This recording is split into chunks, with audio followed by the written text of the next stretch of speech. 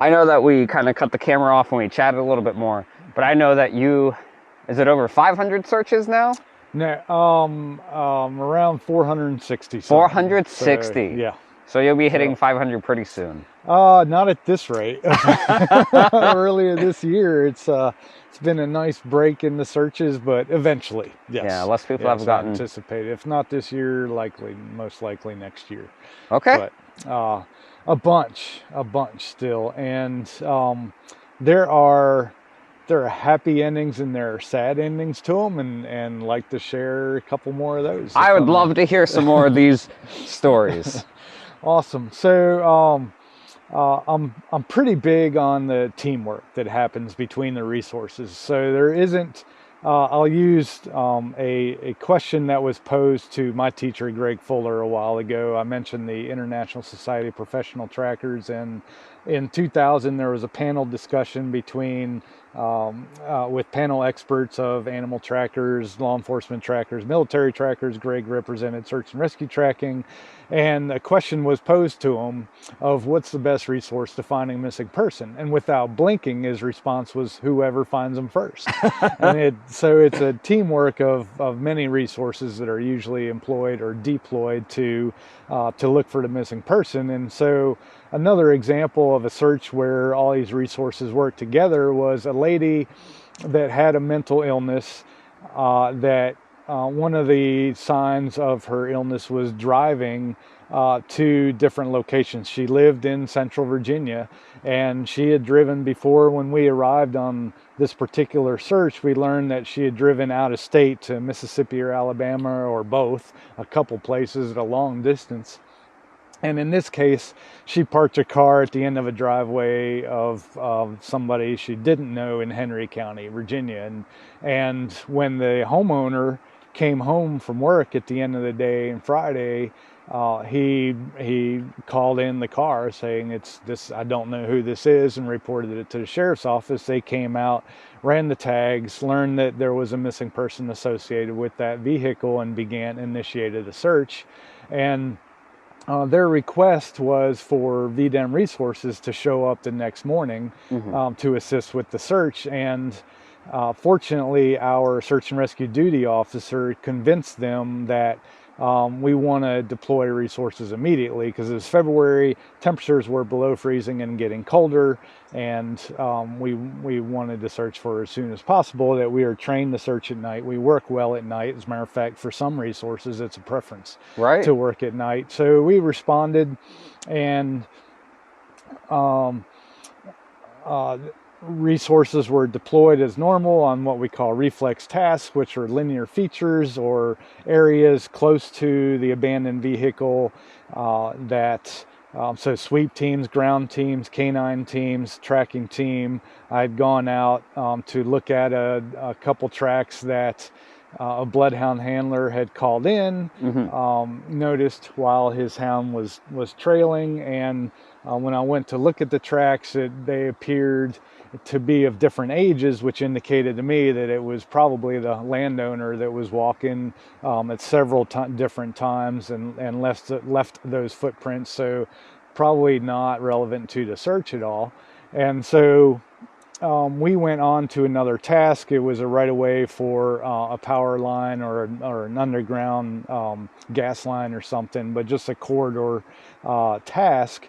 And a state police team had been assigned to search a drainage, a creek bed that ran parallel to the county road that she had parked on. And they completed their task. They parked their vehicles, conducted their search of this drainage, which ended at a pond, and they went around the pond, and all this was being recorded on GPS devices. And they had finished their task. They called in, task complete, and they were heading back to their vehicles when they were walking through a field to get back to their vehicles, and noticed that at the edge of this field, from the tree line in February, there was still a bit of snow on the north side of that tree line that hadn't melted out yet. So a margin of snow in which they saw footprints, and it wasn't any of their team. There wasn't any team in that location specifically searching, so they called in the footprints as a potential clue. base diverted both my tracking team, which is myself and two other trackers, Rhett Orndorff and Anna Navoa.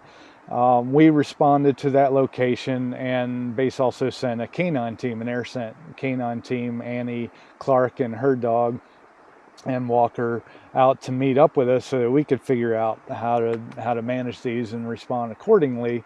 And based on the size and the appearance of the tracks, the approximate age of the characteristics of the tracks, it looked like these were footprints that a tread pattern and size that could have been made by our subject and weren't consistent with any other behavior of somebody that might be out walking around just heading through the snow. It was only an inch or two of snow, but into the woods and over some difficult vegetation. It just didn't seem like a normal movement for a person.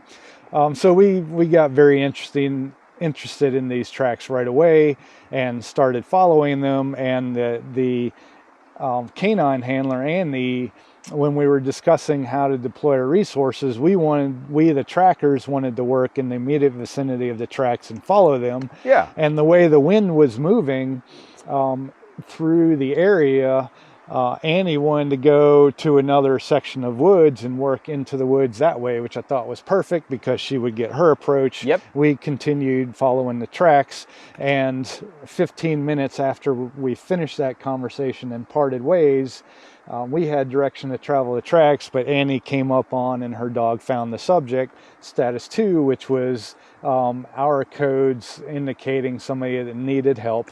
And so we responded to give assistance to her, and it was very fortunate that we found her at that time because, again, the temperatures were below freezing, around 28 degrees or so, and dropping still through the night, and she was wet from her cord to her pants down. Oh, wow. And shivering, and I believe her core temperature was in the low 90s, like 92, 94 when they got her in the ambulance. So I think that was a life-saving search for that person, and very happy ending to that one. That sounds like a very happy ending. And a teamwork of resources, a team that had finished their task and were still paying attention to looking for possible clues and requesting assistance, and the other specialty resources coming in and helping out to make that find. And it was an excellent experience. Yeah, I mean, we've definitely talked from lost person behavior and the studies that have been done for the survivability of our subjects over time, and how, and correct me if I'm wrong, but basically by the time we get called, there's that window of time to retrieve them. But oftentimes when we find a subject, at least from my experience, it's they've been dead for a long time, or they're just fine and would make it for a little bit longer. But it sounds like this case in particular, with core temperatures in the low 90s, right, that is a critical, several hours later could have been a difference. Exactly. Could have been a difference between life and death. And yes, I think you're right that the vast majority of people that we find deceased were deceased before we started looking for them. And that's actually, let's see. So that's actually an awesome segue into another search that I had intended to share with you, which is that of a young child, a 5-year-old boy whose family was visiting. He and his parents were from out of town to the location where they were visiting, and which was Halifax County, and he was out in the yard, playing with his cousins. This was around the time of holidays that we're visiting because of Christmas and New Year's holidays. And on December 29th, excuse me, kind of get choked up on this one. So he was out in the yard playing with his cousins, and when there was a call for dinner to come in, he was actually a special needs child. He was deaf and mute, but the family said, "Hey, it's dinner time. Come on in." And the two cousins came in, but this boy was nowhere to be found. He had wandered off, and So family started looking for him, but we got the call pretty quickly to respond, to assist with the search. And the first tracking team that made it there, in doing their tactics around the house, had found underneath of a swing set where the vegetation is rubbed away and the soil is exposed, and found 3 different track patterns. And they went in the house and looked at the cousins' footwear, who were also children, a little bit older than our missing boy. So they looked at and found those tread patterns and eliminated those 2 tread patterns, which leaves 1 unidentified tread pattern in that soil area underneath the swing set. And they looked around and could not find any more tracks. By then, I'd gotten on scene and a few other resources, and we just continued to look around along features and all, and never found another one of his footprints there in the vicinity of the house. So the search effort basically employed traditional search tactics of deploying teams to search areas and searching in that area and expanding out from the house. Since we didn't have a direction to travel or where he was going, it's basically an expanding circle from that. And 2 days later, January 1st, is when my team got assigned a particular area to go search, and we lined up in a traditional sweep formation, and moved into the woods. And a couple 100 yards later, my right wing on the team found the boy deceased. Unfortunately, it had gotten down to 19 degrees the night that he went missing, and also 19 degrees Fahrenheit the night before we found him. So he had possibly by then died from exposure to elements. And while waiting for the medical examiner to show up, we found the boy in socked feet, so without shoes on. So I wanted to backtrack him to see what we could learn about him, see if we could find anything or any additional evidence, anything. And within 50 feet, so as following footprints backwards, and about 50 feet, but about 50 meters away from them, found a pair of shoes that were side by side, placed there, and in an organized manner with just right side up. And I brought them to the attention of the deputy that was watching the scene and asked him if I could roll them over to look at the tread pattern. He said, sure, go ahead. I'd taken pictures of them already, and I got a stick so that my scent or fingerprints wouldn't get on the shoes, but used the stick to roll them over, and sure enough, that was the tread pattern that had been found under the swing set back at the house. And I've continued to backtrack them through the woods up to an ATV trail that led to the road that led to the boy's house. So the Occam's razor, the simplest explanation is that he wandered from the house, got on the road, turned down the trail, and then turned into the woods. But all I can attest to was from that ATV trail to where he was found. And along the way, his was the only set of tracks I could find.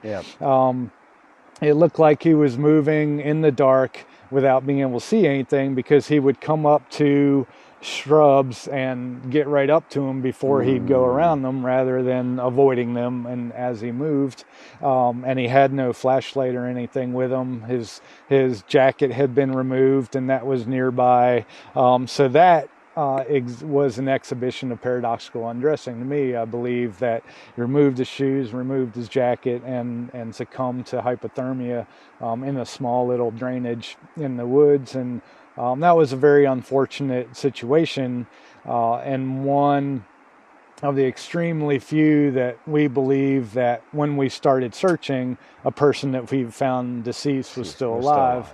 But I don't see, even in hindsight, I don't see anything that could have been done differently that would have found them quicker and changed the outcome of that. But there are unfortunate endings to searches like that we respond to. You get the good stories and bad stories. Yeah, there are other ones that a mom that adopted a girl and who was troublesome. The girl ran away often enough that they put a device called PLS, or Project Lifesaver, Yep. bracelet on her to give location. And there was video of them driving to a library, and as soon as mom parks the car, the girl gets out and runs. And she reported mom reported daughter missing, and the law enforcement agency arrives on scene and initiates use of the Project Lifesaver resource. And within 15 minutes of getting the call, they found the bracelet with no girl attached to the bracelet, which happens on occasion. We've had more than one search where the subject has removed the bracelet. And while interviewing mom as a tracker, I was asking about her daughter's footwear. Yeah. And wanted to see what kind of footwear, how long she'd had them, those kinds of things. And mom indicated that she had purchased just months before, for Christmas, a pair of shoes for her daughter and the same pair of shoes for herself. Same size, same brand, same color, same everything. So I documented that track pattern of mom's shoes, and we went out looking around from the library where they parked to where the bracelet was found, looking for tracks. And it was a paved urban area, so we didn't find any tracks there. So we focused around the bracelet and just went working in possible routes and around where the bracelet was. And my teammate actually ended up finding a track pattern that was very similar to the design that we had been shown on mom's shoes. And mom also told us in that interview, one of my questions is, does she walk normally, which she typically does, and what medications she was on. And I forget the medications exactly, but I asked her what would happen asked mom what would happen if her daughter doesn't take those medications, and she indicated that her right leg would cramp up on her and she would walk with a bit of a limp to her. And back to, we were working around that bracelet in that neighborhood, and my teammate finds this track pattern on the ground that wasn't just one footprint, but several in a row, that also showed an abnormality in the gait, with the right heel dragging and stepping shorter than the left leg was, which just raised the hair up and back of my neck, saying similar tread pattern, asymmetry in the gait. And I think we've got her. And going back to the command post and reporting that to search management, which were the brass of the authority having jurisdiction, and being incredulous because that was right near a bus stop and there are lots of kids that could go there, but it was just incredibly similar circumstances. So I wanted to go back, and while we were waiting on a forensic technician to come out and pour a cast of those tracks, one of my team members was knocking on doors of an apartment building, say, hey, we're looking for this girl, have you seen this girl?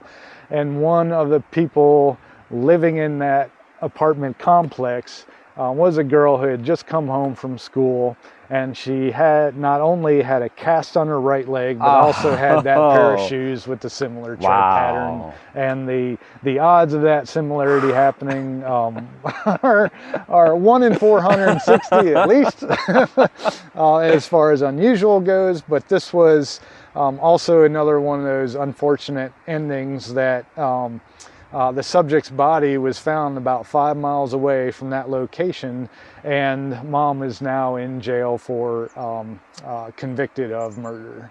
So there was a whole different abduction that happened, and mom basically left her for dead, and she died. So that's it was an entirely odd, from start to finish, odd situation, and that's just some of those that we come up on in SAR. Mom gave a certain story, maybe even scripted, which was verified by camera. I mean, the girl ran from her car. That was seen on. There was a school across the road from the library whose cameras recorded that. Yeah, and that was the beginning of it. And then what happened after that, we don't know, or I don't know exactly, but it seems like mom got the girl back in her custody, cut the bracelet off, discarded the bracelet, and then basically killed her daughter. And disposed of her miles away. She was found within a couple days of our search by somebody who was jogging or hiking or just a member of the public that had been passing by and found her. So yeah, that's just it's sometimes we encounter a dark side of humanity, and that's part of it. Wow. I know. So I know you don't know the whole picture there, but does that sound like, was that a passionate moment where the mother decided to do that? Or do you think there was some preemptive thought? Yeah, that's being done getting with... out of my wheelhouse. So I would be speculating, and I'm hesitant to do that. That's okay. That. I believe she was convicted of second-degree murder. Okay. But I forget exactly. I'm kind of foggy on the details. That's okay. So, yeah. There's some... So my guess, when you ask that question, I do have a leaning towards the moment of heated passion or an emotional response to something rather than planning that whole thing out. But right, it's hard to say. So right? I'm so removed that not sure. Yeah. Different than finding the tracks and asking what happened here. You don't always get a clear story. Correct. Same with our searches. We always don't get a clear story. No, we'll never know everything about them. Wow. I can see how that one would stick with you. it's quite memorable. I mean, sitting there, I was talking with Mom just like we are now, and I mean, she seemed forthright of answering the questions at least, but we also have investigators or police with us when we conduct the interviews, and they had their suspicions and followed up on them, and those proved to be correct as far as the can't think of the word for those circumstances, but criminal aspect of the situation. Right. So there's some happy endings that we have in SAR, and there's some not so happy endings. We respond to searches for a lot of suicides. We've had military officers be involved in suicide type death and some other. That one I'm probably gonna pass on. That's one, okay. It's let's see.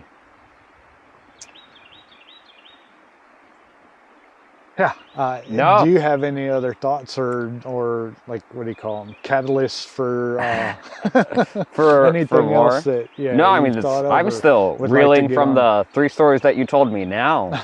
Just it's crazy to find. We find such beautiful pieces of humanity, especially in SAR, and people that are willing to give that time, like we talked about in the previous part, where these people are paying to go and help their community members, or people, they have no idea who they are, but just that desire to help people. And then we run into those, sometimes the darker parts of humanity. So the paratroopers' motto is, "These things we do so that others may live," and Search and Rescue has adopted it. And I kind of add on to that of, when we go looking for people that we know to be deceased, believed to be deceased, are likely to be deceased, even going to search for them provides an answer. And there's a whole conversation about closure versus not. To me, the emotional closure is I can only imagine, because knock on wood, I've yet to in my family experience a missing person situation close in my family. But if somebody wanders off and there's this window of not knowing, and that's really the largest motivator for me, is going to help provide an answer to fill that void of not knowing, as a family member is basically experiencing the difficulty of not knowing where their loved one is and yearning for that answer. And even if that person is deceased, or for many times we go out and look for people that have gone off and committed suicide, and in the meantime, from them going missing to when they're found, the family is just wondering, and the mind goes to horrid places quickly. Even when children go missing for an hour or two, it's the worst case scenario is imagined quickly. So helping that, provide an answer to that. So I extend that these things we do, I've adapted to these things we do that others may know, to get an answer to what happened, or at least to where their loved one is, and to reduce or stop that wondering without knowing in difficult situations. So that's meeting awesome people, learning the skills, outdoor skills, and helping those in need are pretty strong motivators to be in search and rescue. Yeah, I agree. I mean, there's a reason why I've stuck with it too, and I can see so many wonderful people and meet people from a variety of backgrounds, and it keeps you coming back.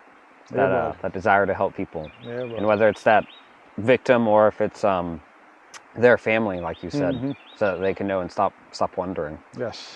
And then I won't add this story because I don't want any of my stories in this, but it reminds me of the time when we went to West Virginia, just you and I, and we talked to the mother, and she's like, "Oh, he walks up and down, right?" No concept, but she's like, we haven't heard from him, and just getting that closure. Yes. Is so invaluable. Yeah. So that might actually be a good one to put. I'm happy to tell about that one. So I got a call from a captain with Mercer County Sheriff's Office, because we had worked with them prior on prior searches, and he was seeking advice and resources to assist with a search for a missing person, and had very little information other than where he was last seen, and they pinged his cell phone, so they got coordinates of a cell phone location, and so we were working on our book at the rescue squad when I got this call, and so I looked over and was like, "Hey Joel, do you want to go on a search?" And I'm like, "Well, why not?" So he sent me the location information. I plotted it on the map, and it seemed pretty clear where to go based on, as you said, with lost person behavior, subjects in particular categories exhibit a pattern of behavior that we can use to have as a reliable tool to predict probabilities of where they might be. So we go out, meet up with the captain, and just talk to him. We hadn't met before, but the Blacksburg Rescue Squad has worked, and Virginia Search and Rescue Resources have worked with Mercer County Sheriff's Office and other neighboring counties. So we talked to him, and he got the sense that we weren't just a couple of yahoos. We actually knew what we were doing. So he took us to the point last seen, basically, where he lived with his mom, right, I think. Yep. And so we talked to her, got an idea of his footwear, got an idea of what search efforts had been done, which was firemen walking the roads and looking in different places. And they lived, the house was right on the county road that they lived on, and terrain on one side of the road was pretty steep and wooded, and terrain on the other side was rolling hills and had some openings to it, a power line right away and whatnot. And I was interested in us just going out and scouting the area, because during our phone conversation, I suggested that we wait till the weekend. That'll give me a couple days to query resources and to see who might be willing to assist with the search. And he responded with, "No, it's okay.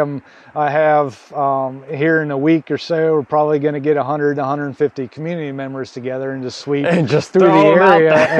And so it's like, "Hey, is it okay with you if there are two of us sitting here right now? Can we come out and check out the scene, and we can work up plans and just kind of scout the area and give you an idea how to approach this issue, this problem?" And he's like, "Sure, come on out." So we met up with him. He took us to the house, the point last seen, where our subject lived with his mom, at least his mom. And she answered our questions about him, description of him and footwear and all that stuff. And so looking at the area, looking at two options of based on lost person behavior, and we put this guy into a despondent category. I forget exactly what led us to that, but there are two characteristics of that category that show tendencies, which are just out of sight and a room with a view or higher elevation kind of thing, or a nice view of some kind. Right. And so there are two options: was the wooded forest on one side of the road, and then the fields and woods on the other side, and the cell phone ping was over on one side. So it's like, well, let's go that way first. And just walking from the house towards that ridge where the cell phone ping was located, there was the power line right away. And then when we went that way, we found the trail that I couldn't see on any map, but was clearly there, and an ATV could traverse. And so I just put us up above it to where you were either on it or could see it, and I was up above you.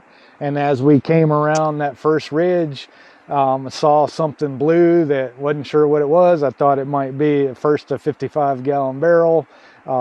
As far away as it was, I couldn't see it, and informed you about it. And then as we got closer, that barrel turned into a person, and there he was. So that was a quick and easy find, and we provided an answer for both the sheriff's office and his family. And it was unfortunate, but there is nothing we could do to change the outcome. But that we found them, I thought was a pretty cool situation. And pretty quickly too. I think very quickly. It is nice to make that connection with the sheriff, so he'll call us back for other potential searches and be a resource. But I remember talking about the cell phone ping as we found the subject, the cell phone sticking out of the back pocket. Oh, that's right. Up in the air. Right. Yep. Yeah. Yeah. So that was unfortunate outcome, but a good search effort. A good search effort. Efficient and effective. Yes, that we did so that others may know. Well, good. Sometimes it's hard to get those outcomes, but I'm happy to have so many wonderful people with us that work together to keep bringing these answers to people and getting to save people out of the wilderness. Yes. So. Yes, you and me both. Yeah. Are there any other burning stories that you want to share? Because I think in between yesterday and today, I have a lot of footage to put together. But if you have any other stories. Okay. I think that's good for now. Yeah. I mean, that's great. Tons. No. There are tons. Got plenty to share and plenty to edit down. So. Yeah. Rob, thank you so much. I appreciate you taking the time to share some of your stories and share the things that you've worked so hard at. My pleasure. Thanks for doing your recording project. I am happy to